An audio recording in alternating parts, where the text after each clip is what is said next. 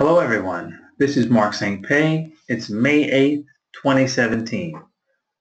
We are introducing a Nasdaq market trading system, a fully automated system. We have put together a set of weekly videos, all with the same settings. We originally optimized the system and have kept the same settings, which we are using in the live trading market. Video number 1 starts on March 26th through the 31st.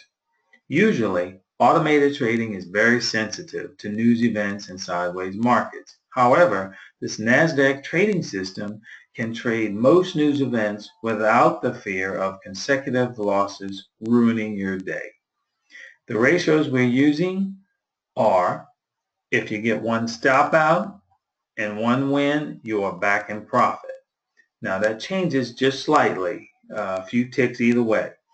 We trail our stop and we start the trade when the market opens at 5:15 p.m. Central Time to 3 p.m. Central Time the next day. We use our proprietary stretch technique on the system, which enables us to know when the market is ready to trade. This helps with one-way moves in sideways markets. As you can see, we have the Nasdaq 7 NT wrinkle candle. These are our bars. You get them if you purchase the system. And I will start the system. Okay. As you can see, this here, let's see. All right. This white line represents 5 p.m. That's 5 p.m. on March the 26th. That's a Sunday evening. And the clock says 5:10. That means the market in 10 minutes moved that much. On Sunday evenings, quite often, it may gap up or gap down. In this case, it moved down. Now, our time clock didn't start running yet because we start at 5:15, which is 17:15 p.m. military time. Okay, I'm going to run the system now. When you see a blue line appear on the screen, that means that we are now ready for trading. Right now, it cannot take a trade. It has to move a certain level before we take a trade.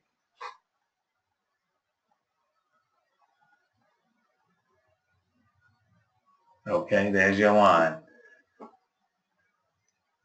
Now we can take a trade. Most likely it will be a long trade.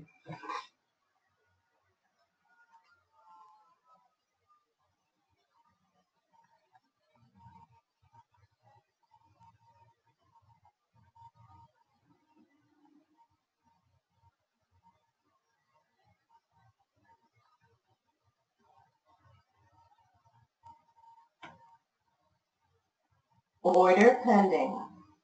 Okay, it goes long here. Order pending. And it reverses. It fails. You get stopped and Order filled. then it gets in and it hits a target. So there you are. You're up $50 after that trade.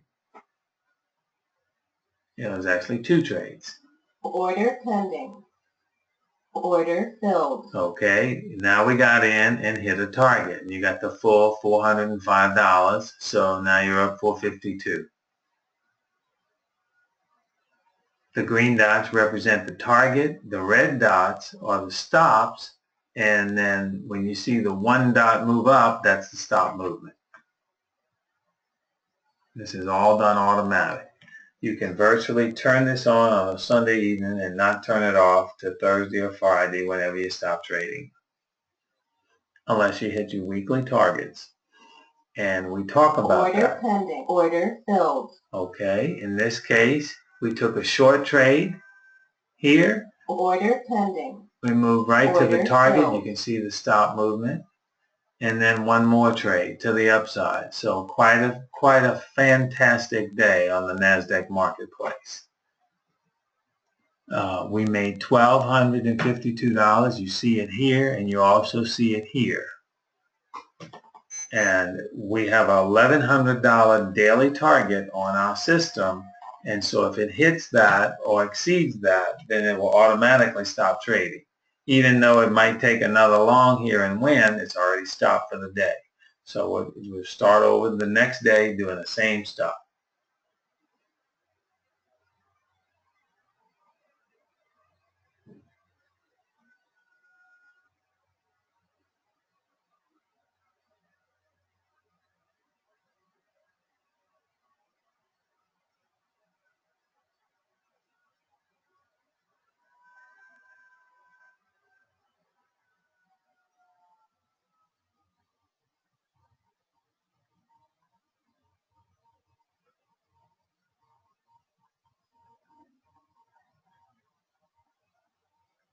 Okay, here's 5 p.m. again, the next day, so this would be Monday afternoon.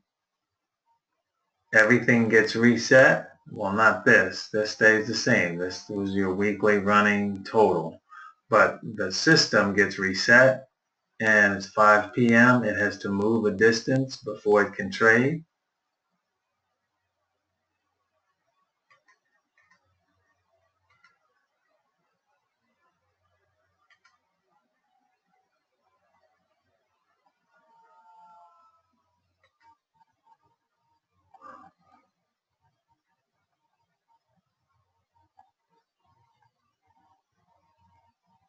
And sometimes the Nasdaq doesn't move much overnight, and then it really gets going around 8:30 a.m. in the morning when the market opens up, because that's when the Nasdaq officially opens up. It's 8:30 a.m. Central Time.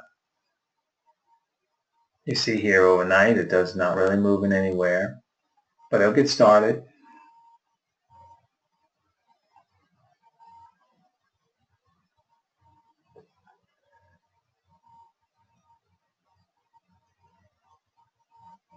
But in order for us to know that we're ready to trade, we have to start it the evening before and let the stretch system work its way through. And as of right now, we can't take a trade. There it is. Okay, so now you see this. Now we're able to take a trade. Probably going to be a long trade.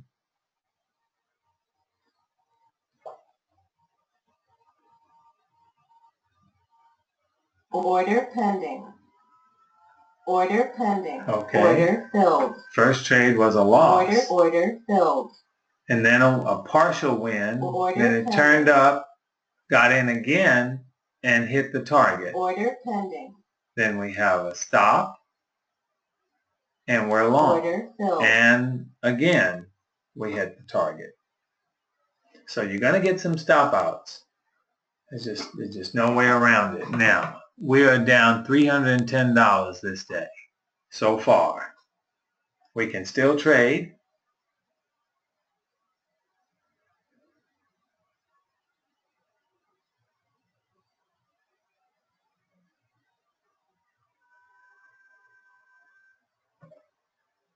Order pending. Now we're short. Order filled. Partial win, it's about $120. Now we're down $210 for the day. Still up 1,000 in 2 days.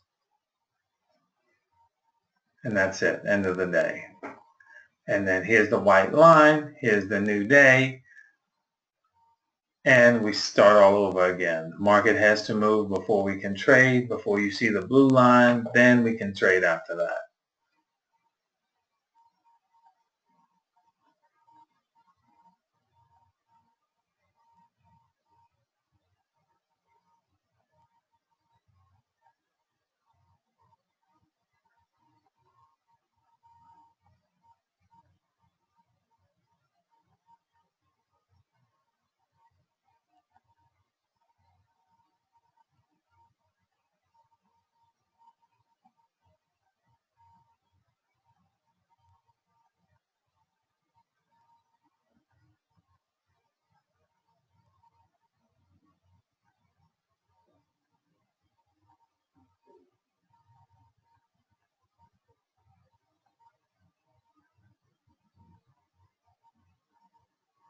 Okay, we can trade now, probably. We're going to take a short trade.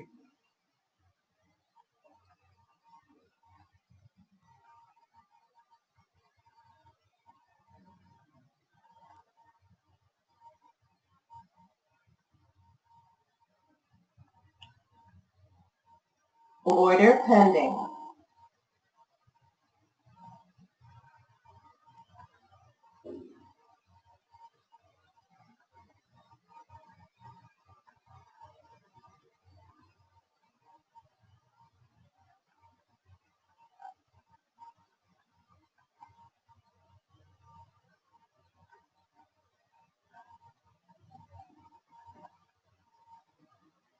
Order pending.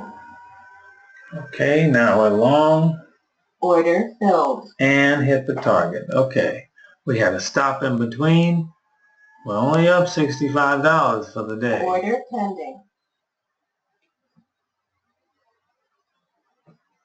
Order filled. Okay, this is a partial win. And you can see right here, we never made it through the target. So that's why the stop movement we have in there. That's about $120 that you made on that trade. And then you're the opposite direction, and then now it goes up and gets a target. So here we are. You made $5.95 for the day so far, right at 600. But you're up 1,600 for the week.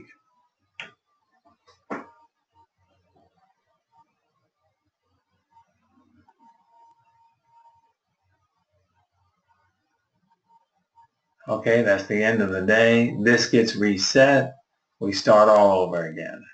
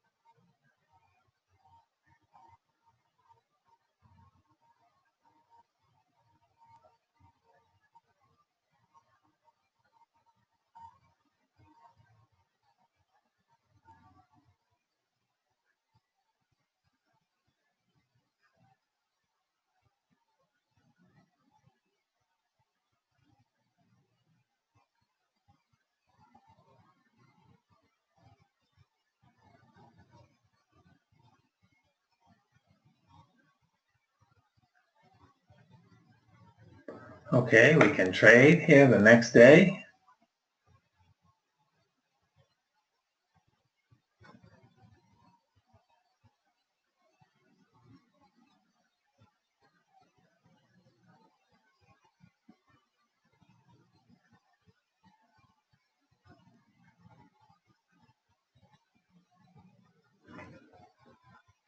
This is Wednesday evening here, the white line, and then now Order pending. we can trade on Thursday. Order filled. Okay, we hit a target. There we are. Now, anything over 2,000 for the week is good with three Nasdaq contracts. Order filled. Just so you know that. Okay, this is 11:17. Very nice, very nice. So we're at our level where we're comfortable, and we would say, okay, we don't need to be trading anymore. We've hit our weekly target. Now we're in a trade. We might lose on this one. Order filled. Okay, break even now. Okay, we are at 24.62 for the week. It's Thursday, and we have one more day. So do we just automatically trade on Friday? Well, here's what we do. I'll give you an insight of what we do. We look at the news. What's going on in the market? The 31st, Friday, March 31st. It is the absolute last day of the month, and there's a whole host of news out. Let me give you an example. It starts at midnight. We have Japanese housing starts, European, German retail sales.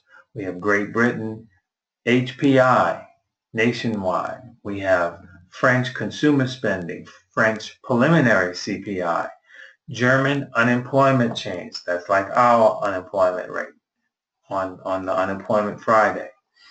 We have Great Britain current account. We have Great Britain final GDP quarter over quarter. We have Index of services, 3 months over 3 months. This is all Great Britain stuff, but it will affect the trading overnight. But we're looking more for our market. Well, as we come on down in the European market at 4 a.m., we have the CPI flash estimate on the euro. We have core CPI. We have Italian preliminary CPI. So we have a lot of news out.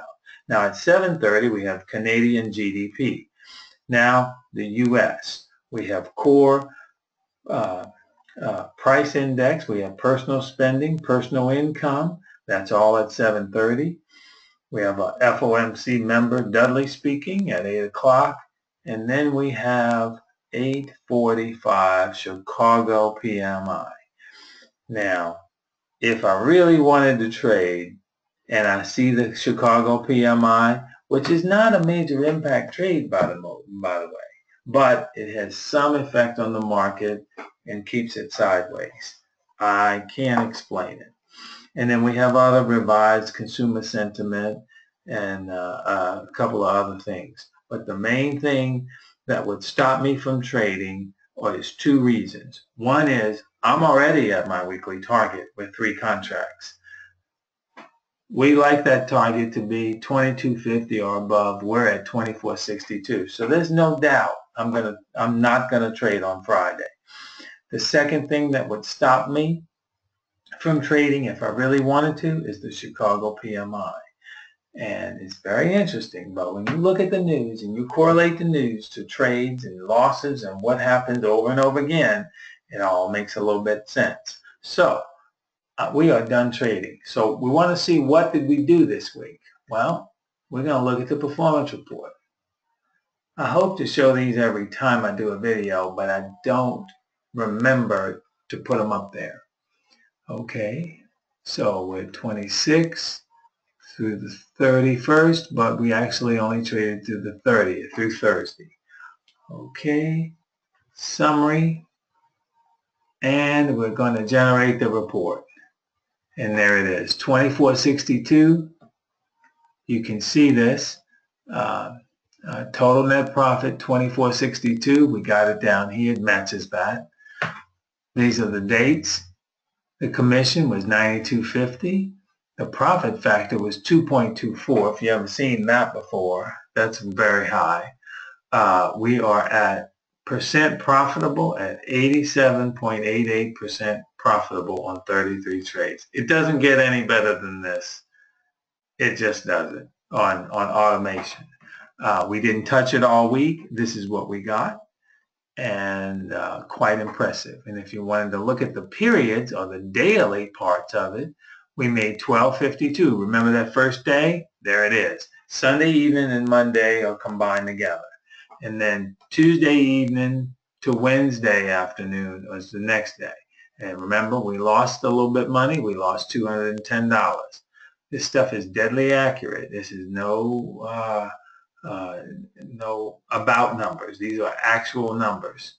And on the third day we made $595, and the fourth day we made $825 to make $24.62. So there you have it. It was a great week. Didn't have to trade on Friday. And by the way, if you did trade on Friday with all that news and that Chicago PMI, it lost money. Not a lot of money, a few $100s. So here you go.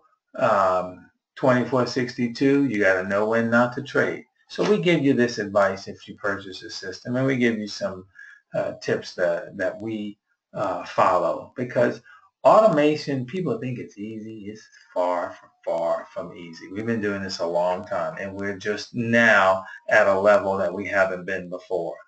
But we've learned a lot, and this is our system. So thank you very much for participating in our video, and we hope to see you again.